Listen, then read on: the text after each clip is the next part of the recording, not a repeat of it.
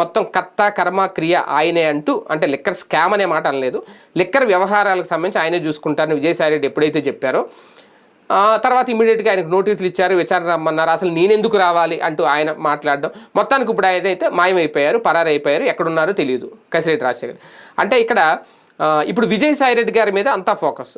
విజయసాయిరెడ్డి ఇంకా బయటకు వచ్చి ఏమైనా నిజాలు చెప్తారా, విజయసాయిరెడ్డి అప్రూవర్గా మారుతారా, విజయసాయిరెడ్డి నోరు విప్పితే కనుక కసిరెడ్డి లాంటి వాళ్ళు అసలు ఏం జరిగింది ఏంటనేది ఆయనకు మొత్తం తెలుసు, ఆయన చెప్తారా, ఆయనతో చెప్పిస్తారా అనేది చర్చ నడుస్తుంది.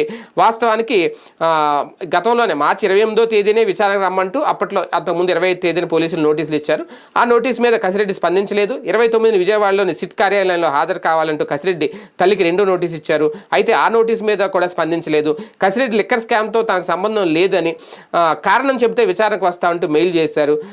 ఈ నేపథ్యంలోనే ఒక సాక్షిగా అయినా విచారణకు రావాలంటూ సిట్ మళ్ళీ రిప్లై ఇచ్చి